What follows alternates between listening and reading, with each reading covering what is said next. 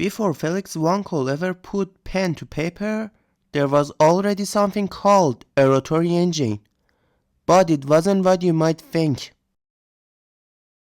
During World War I, early fighter planes like the Soviet Camel used rotary radial engines, where the entire engine spun around a fixed crankshaft. These engines were air-cooled, powerful for their time, and incredibly lightweight, perfect for early aviation. But they had big problems: torque inducted handling quirks, high oil consumption, and cooling issues. As aircraft tech advanced, these original rotary engines were replaced by more efficient radial and inline designs by the 1920s. So, while they shared the name, these early engines were related to what comes next. Fast forward to 1950s Germany. Enter Felix Wankel, a self-taught engineer with the dream to build an entirely new kind of internal combustion engine. He hated the complexity of piston engines and wanted something smoother, lighter, and simpler. In 1957, working with NSU Motor and Work, Wankel created the first true Wankel rotary engine, an engine without pistons, using a rotating triangular rotor inside an oval chamber. It was compact, it had fewer moving parts, and it could rev like crazy. NSU was the first to put it into a production car, the NSU Spider in 1964, followed by the RO80, which won the Car of the Year in 1967. But both cars were plagued with early reliability issues, especially worn out apex seals, and NSU eventually went bankrupt. Most automakers walked away from Rotary after NSU's failures, but one company didn't: Mazda. In the 1960s, Mazda licensed the rotary design and saw its potential not just for innovation, but for standing out. With relentless development, they fixed many of the early issues and launched the 1967 Mazda Cosmo Sport, their first rotary-powered car.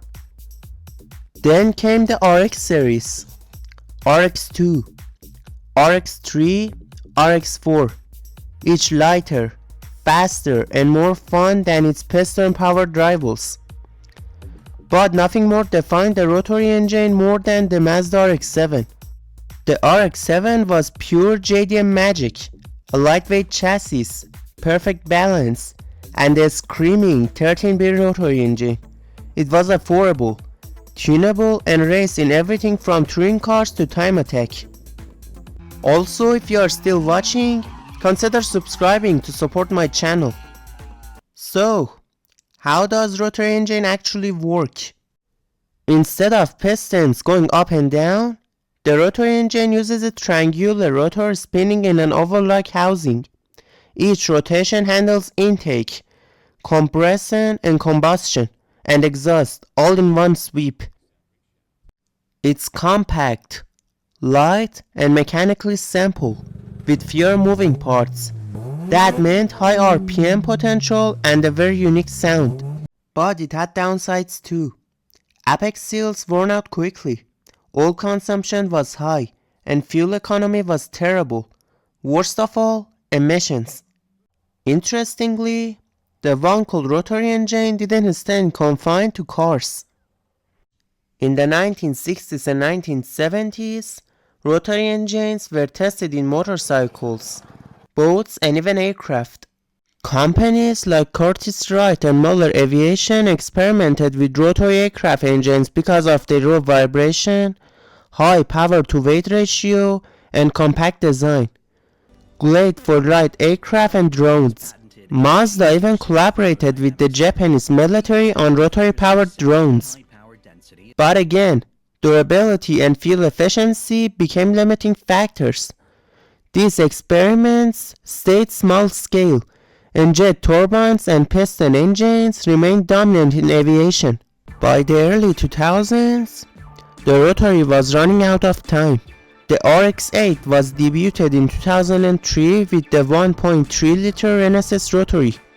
It was refined, smoother, and met emission standards for a while. But the same issues lingered: poor mileage, reliability concerns, and weak torque. As hybrid and turbocharged engines rose, the Rotary felt outdated. In 2012, Mazda ended production. The Rotary engine had fallen.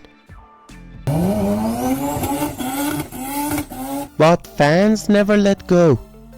The RX-7 became a tuning icon. The 787B's Le Mans win cemented the Rotary's motorsport legacy. And Mazda, they never gave up entirely.